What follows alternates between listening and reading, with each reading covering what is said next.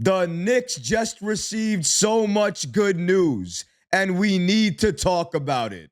We're going to break down all of these latest reports today. This episode is presented by FanDuel. We have a goal of trying to reach 40,000 subscribers, and we could really use your support. If you enjoy daily Knicks content, please hit that subscribe button. And now, let's get started. The Knicks just got so much good news. It's easy to think about all of the problems the Knicks are currently dealing with, but New York isn't thinking about that. They're focused on the present. They still lead this series 2-1 against the Spurs. And even better, they just got so much good news. Joining me today is somebody who's going to help me break down all of the great news that we just received on the New York Knicks. He's my very special guest. He's a New York sports and a comedic content creator. His reels will have you on the floor laughing. He's hilarious, and he has a massive following on social media. Please help me welcome my very special guest, the always funny John Franklin. John, what's going on, man? Thank you so much for joining the show today. What's up, dude? Yeah, ready to rock. I mean, obviously today's a big day as we're recording this, so brain's a little preoccupied in a good way, dude. Today's probably the biggest day in New York City history, and I don't even know how long. So I'm stoked. I'm stoked to talk to you about it. You spoke about it, and I think 27 years, right? 27 years since the Knicks had an NBA Finals game at Madison Square Garden.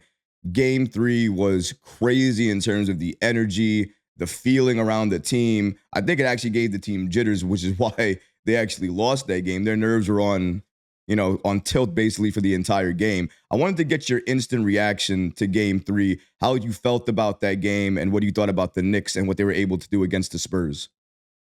Man, it was like disheartening because like it felt like the team was play. I thought with or without nerves, they were. I thought they controlled that game, and then it was taken out of their hands pretty quickly. Bias included, like the refs, I don't think were my favorite, and I think that's pretty much across the board. Knicks fans' initial reaction, and also like, I mean, yes, with the ref stuff, that last shot with Bridges was not the best look to try to get us right back into that in that last like two possession game that we had, but the team looks fired up. The team looks great. Like I kind of considered what happened in Game 3 like something that should have had to happen. But we all kind of, as much as we were saying Knicks and four, as we greeted and said goodbye to everybody on the streets the last few weeks. I think we all knew the Spurs were going to get one on us. It sucks that it was at home, but I think we needed a kick in the shins. And I think tonight's going to be. I don't think the Spurs realize what the Garden's going to be like tonight. The atmosphere is going to be insane, and the team is going to be fired up. So I think we had to lose one to make the Knicks fans do our usual. It's all bad. It's all bad. Yeah. Here's where we lose. But I think we needed it, quite frankly. And you mentioned the officiating. I think that's one of the biggest things that we've seen. I think out of every single NBA Finals that I've ever seen, I've never seen the officiating come into play in terms of people complaining about it in games 1, game 2, and game 3. And we had different officiating crews for each and every single one of those games. Tonight's no different. We're having Zach Zarbra being one of the officiating refs today as well. And Mike Brown spoke about it after the game, right? In the second half, New York had 8 free throws to the Spurs 24. Now, that free throw disparity is really ridiculous. There are times I do feel like, and I'm not trying to be biased, even though this is a Knicks podcast. I don't try to be biased, but when you look at some of the things that the Spurs are able to get away with, you could even take the Wemby foul out of it where he shoves Jalen Brunson to the floor. Sure. If he did that on the street, he'd probably get arrested, but whatever, it's fine. If you look at some of the calls, right, I just feel at times the Spurs are allowed to play a little bit more physical. And on the other end, New York is called a little bit tighter. So what would be a foul for the Spurs on one, a foul for the Knicks on one end isn't a foul for New York on the Spurs on the other end. For you, what would you say to that in terms of the officiating? Well, the thing about the officiating that bothers me, and I am going to be biased because I'm not a journalist. I'm a comedian, so I'm going to be biased. Like, I think the officials, and you're changing the crew every game. I get it. Like the NBA is trying to get the dog off the scent a little bit, but it's like we all know that Wemby's what like two flagrants away from being tossed. Like he can't like He has he'd two be out for points. the series. He has 2 points right now. If he got another one yesterday because of retroactive flagrant, we got at 3, and then another one Yep. would have got him suspended. Yeah, So they're not going to let him get suspended. They're yeah. not the league will never let that happen. We know that. Like, and I think if this was Spurs, Indiana, or Spurs, some smaller market, we'd still be hearing about it. But like people would be like, yeah, but it's Wemby because it's the Knicks and like the team that we have put together in the way where it's like, yes, we have Brunson as a leader, but everybody contributes like deep on this team. Like look, Landry Shamit's been one of the best players in the playoffs for us as a role guy. Like you know what I mean? Because our team is so deep, it it creates a situation where it's David versus Goliath, but the Goliath is favored because the league needs him to be favored. They'd rather the Knicks be hated on. And we don't hate that because we like being hated on. We do. Like that's like New York in the blood is like we want people to hate us because I always say like we're assholes, but we only like each other as assholes. Like we don't give it to the surrounding communities. Yeah. So I think like, man, screw them. Let's see what happens. And regardless, we've been the better team on the floor. I agree with that as well too. Especially during certain moments, you could see where the experience factor for New York comes into play, and how inexperienced at times the Spurs seem to be. That youth is still a factor there. I do want to mention some good news that we do have. Well, you could consider it good news. I do, because normally Mitchell Robinson would be on the injury report. This time around, there is no Nick on the injury report, including Mitchell Robinson. Now, obviously, he still has that fractured fifth metacarpal in his right hand, but he is not on the injury report. But he only played 7 minutes in the last game. So not a huge load from Mitchell Robinson. And I think you saw in game 2 where he can shine in terms of his defense inside, his rebounding, his ability to hold Wemby at a certain distance away from the paint, so that way other players can go in for those rebounds and trying to get those second chance opportunities. What are your feelings and thoughts about Mitchell Robinson during this series and his play against Wemby? I think to your point, we saw what he can do. Like we saw that tenacity that Mitch has, and like Mitch has been on the team for so long. Like people really do not give enough credit to how long Mitch has been a Nick, and I think he wants it so bad, man. Like he doesn't want to be on the injury report. Like he wants to be playing. Like he wants to play spoiler to Wemby and be the guy in front of him. And I think yeah, we scratched the surface a little. Then he only plays a few minutes. Like he comes in at the end of the game in game 3 just to get a board, essentially. Like I want to see some valuable minutes out of him tonight, especially at home. Like, I obviously hopefully we win and we go back to San Antonio 3-1, but like I want Mitch to have his Knicks moment, and I think at home at the Garden, like just ISO D'ing up Wemby in the post is where he's going to really thrive. I don't care if Mitch has 0 points, zero assists, zero anything, and just like 25 blocks and 30 rebounds. Do you know what I mean? Like Yeah. I want to see like a defensive powerhouse, man. Like I want to see him do his thing. I love Mitch. So, and I think a lot of Knicks fans feel the same way about him. So, I'm hoping he gets some extra minutes here and we get to see him at his best. If we get Mitchell Robinson to get anywhere near 5 blocks, I think the Garden would go crazy. Obviously, they're We'll see. implementing Hack a Mitch at times as well too. He's been nailing some of his free throws, but that's kind of the strategy they go with. That's why he's been not able to play as much, because at least in last game, New York was getting into foul trouble almost in the beginning of the quarter with him not even on the floor. And you can't then put him in when you're already in the bonus, because the teams are just going to keep fouling him because they're already in the bonus. So I understand why the Knicks did that, but I hope that they can at least start some quarters with him, get the team into the bonus, then take him out, because I think that's where Robinson can really shine. There's another part of this too with Karl-Anthony Towns. Now, I think if you saw game 1 and game 2, and that's all you saw, you would crown him Finals MVP at this point. Yep. And then we see game 3, and he's obviously limited, right? In terms of his offense, I think he was 4 of 10, missed all of his threes, only 11 points, not able to really drag Wemby out of the paint because he wasn't really hitting anything. And I think the Spurs did a good job with Wemby in terms of keeping him parked in the paint so he could roam. That's where he's most dangerous. Mike Brown spoke about this in the press conference yesterday, and he said that he has to do a better job of getting Karl-Anthony Towns involved offensively. Now, some Knicks fans may not see that as good news, but I love that. I see that as very good news because, number one, they're identifying the issue. It's easy to sweep problems under the rug. They're not doing that. They know Towns needs to be better in order for this Knicks team to win. We know he can become better. We've seen it happen already. What is your expectations for Towns in Game 4 tonight? Well, I think it's kind of twofold, right? So obviously, yeah, we didn't get the offensive situation out of him like the production we had in games 1 and 2, but the way that I kind of package it together is like I didn't expect Josh Hart in Game 3 to start hitting three-pointers either.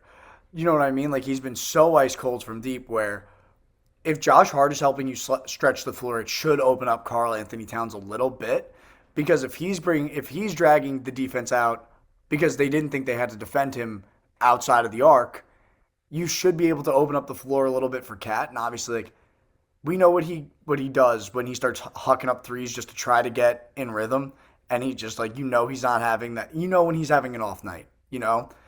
I think we go to Cat early and often here in Game 4 and try to get him in sync because, like, I agree with you. I think a lot of Knicks fans don't want him to touch the ball after what happened in Game 3, but Game 1 and 2 he was our best friend, and I think if you get him really going, you hit the nail on the head. It just completely changes the defensive scheme that the Spurs have to put together to try to stop this team. If they can sit Wemby in the paint because they know Cat's not going to stretch the floor, and they can rely on, Josh Hart's not going to go like 4 or 5 from 3, and Landry Shamet's not going to shoot 6 threes off the bench or whatever.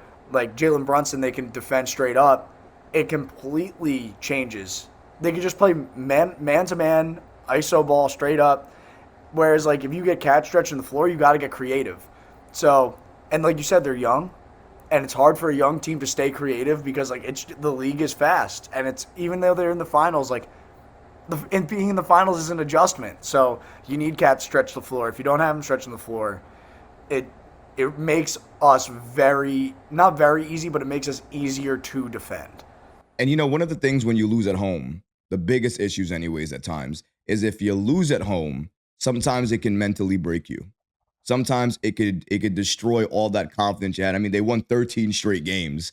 To lose that in Game 3, it's heartbreaking. At times, it can make you feel a little bit less, not desired in terms of playing the game, but it could really inhibit your emotions, your feelings. It could really jack that up.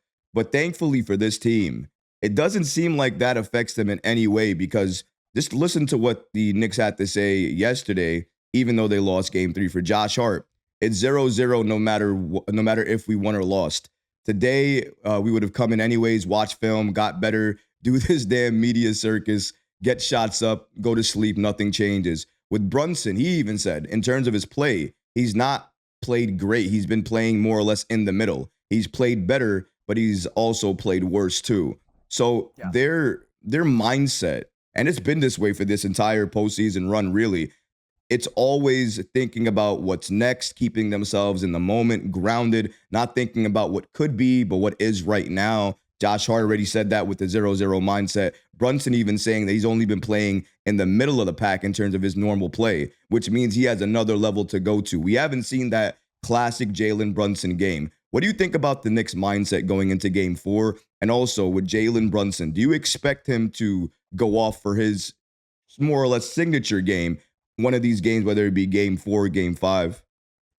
Here's my 2 things. My first thing is that when you talk about mentally broken, Knicks fans have been mentally broken for 30 years. So nothing changes that for us.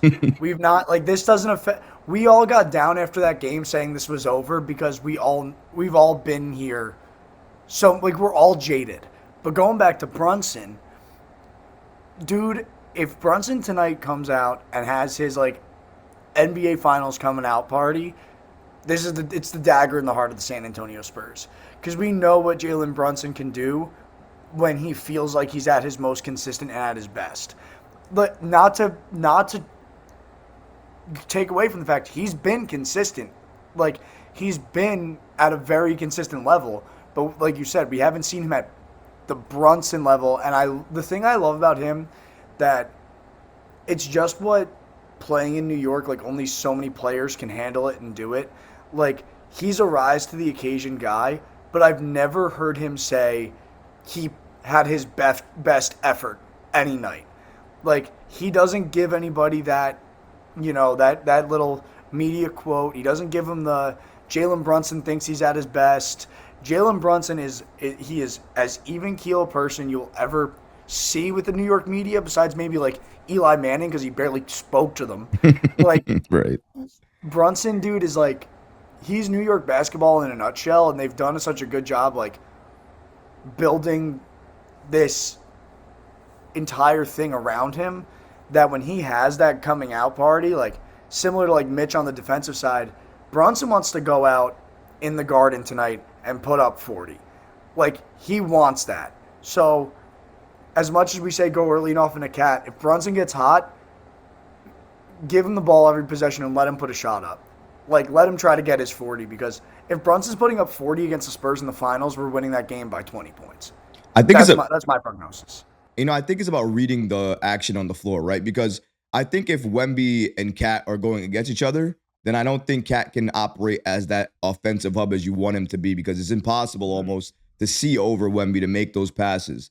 But like in game 3, if he's roaming off of Cat on Josh Hart, Karl-Anthony Towns, right. I think Towns in that situation could be more of an offensive hub because the smaller players are on him, like maybe a Johnson or a Vassell or things like that. So he has more of a vantage point. And in those situations, having Brunson off ball is actually perfect because they can do the pick and roll. He can do the flex pass inside to a Mikal or an OG or a Jalen Brunson. So I like that aspect of Karl-Anthony Towns' game. I feel like we're going to get a better Towns. But to your point, I also feel like we're going to get a better Brunson.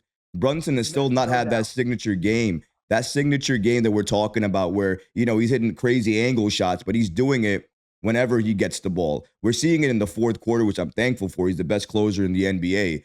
But I'd love to see it a little bit more maybe in the third, sometimes in the second when he's in the game, because those are some of the moments where you can take control of the game and keep that lead, hopefully for the entire game. But there's another good. Quick question. I want a question for you though. Yeah.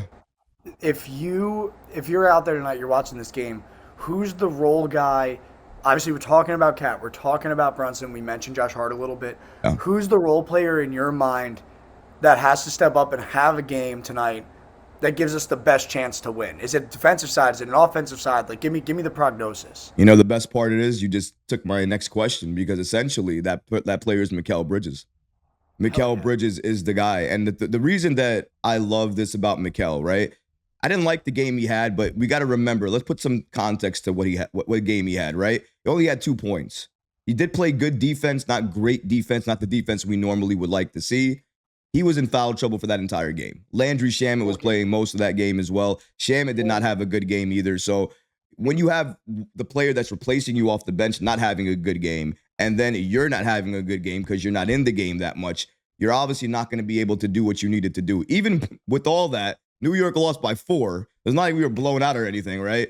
So that's what we had basically minus a starter because Mikal Bridges really didn't play anything. This time around, he goes to the press conference yesterday and he says the following. He played terrible. You can't sulk from last game. You learn from it. Our offense has to be way better. We're stagnant offensively, not helping the next guy out. We've got to move without the ball and be less stagnant so we can help each other out. This is what I love about Mikal Bridges. Because even when he loses, and this is why it's good news for me, nobody's hiding anything, John. Nobody wants to hide it from the fans or anybody. We know we played bad. Yes, we played bad. And we still almost won that game, but we still played bad. And if that's the worst that they played, and they're not going to do the same thing tonight, we're probably going to have a better performance from Mikal Bridges tonight, which we need because Anunoby was going off last game. 28 points, hitting threes from everywhere, aggressive inside. If he does that with Mikal Bridges, even 20, 25 minutes of giving you 10, 15 with great defense, that right there is a ball game for me. The Knicks win. What do you say about that? I was literally about to say, if Bridges can give us 10 points in a valuable 20 minutes, like, I'm thrilled because, like you said, OG played out of his out of his mind. Also, can we just say how hysterical it was that ESPN decided to mic up OG Anunoby in that game? It was literally just grunts because the guy doesn't, he's like such a class act. He was dunking. You think you're going to get a scream. The dunk is like, he's like, ugh. And like that's literally all you get out of him. But dude, Oh man. like the thing about this team is like, it's built to, like you said, get better the next day. Like, the thing about this team, it doesn't rely on one guy. But what I love is every guy takes accountability. Like, Bridges coming out and saying, like, I played my worst game of the playoffs. And I'm sorry that it was in the NBA Finals, but I'm not about to have the worst game like that ever again. And we have more than one guy speaking like that. Like you said, we didn't lose by 30 points. We lost in, like, with 30 seconds left, we were in a 2-possession game with a chance to cut it to 1, and we got a horrible look with Bridges, who was playing his worst basketball of the playoffs so far. So, as far as I'm concerned, this team is built to outlast the Spurs, and one bad game, like, everybody wants to act like the sky is falling in New York at all times because it's just how we are. Yeah. But, dude, like, this team is built to last, and like you've hit the nail on the head several times today, talking about how easy it is for this team to change their game plan. Do you go to Cat early and often? Do you stretch the floor? Do you play like, Brunson straight up? This team is so versatile that to overreact would be a disservice to what they've done to get here. They still won 13 games in a row. We just happen to lose one in the finals, you know?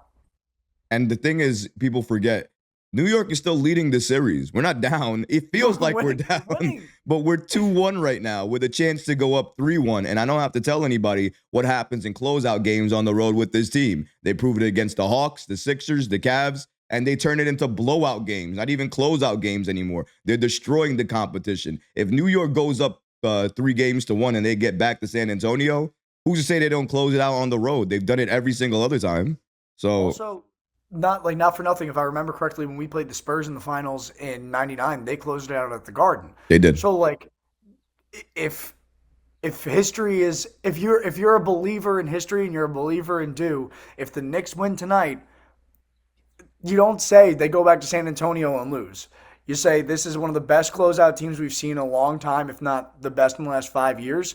And then like you go a step further and say, and with all like the history that's inside of this matchup, the Knicks get one back. They throw a jab back at the Spurs 27 years later and say, our turn. So I think everybody wants to discredit the Eastern Conference in general. They've been doing it the whole playoffs. The West is better. The talent's better. The finals isn't even going to be close. 2 games in, the Knicks are up 2-0, and then they lose one. Now everybody's like, see, here's what we were talking about. It's like the Spurs are still down.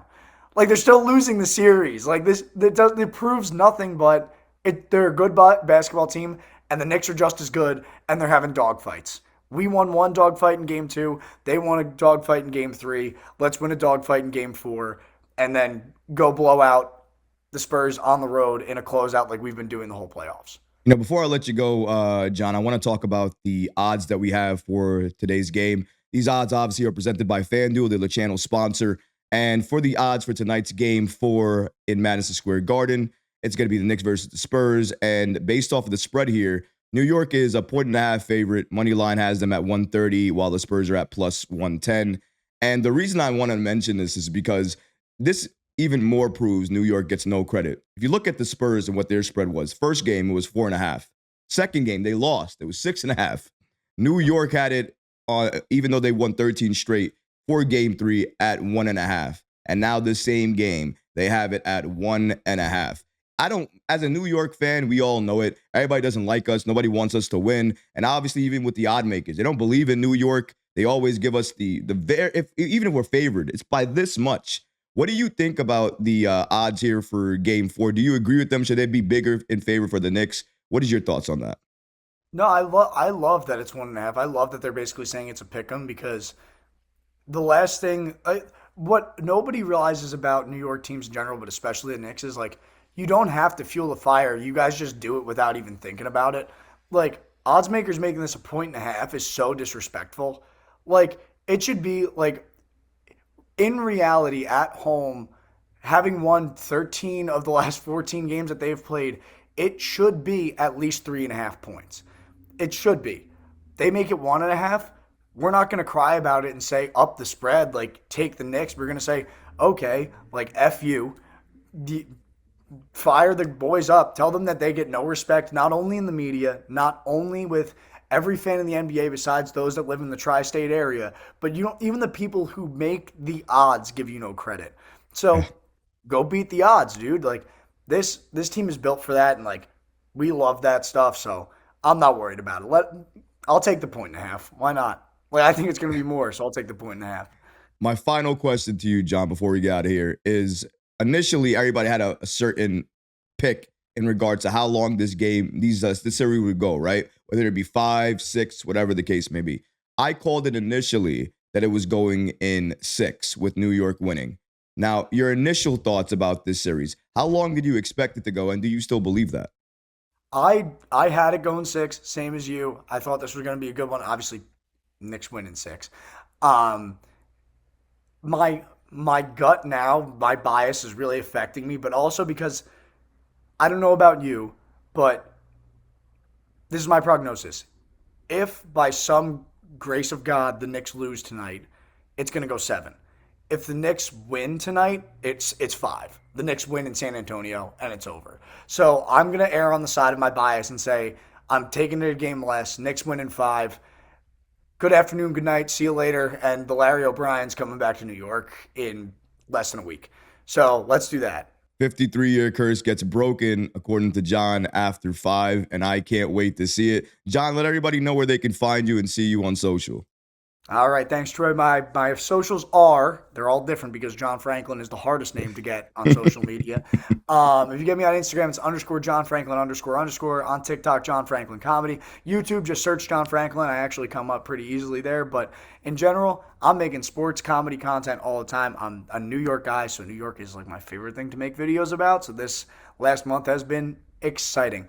Thank you so much for having me on, dude. This has been a blast. And let's go Knicks, man. Knicks in 5. Knicks in 5. Let's go. Make sure to follow John on all of his socials. Definitely YouTube him. If you haven't seen his comedy specials yet, you need to. I saw one yesterday, and it's hilarious. Please follow my guy. And thank you guys for tuning in to another episode today. We are out of here, but I'll catch you guys on the other side. Peace and love.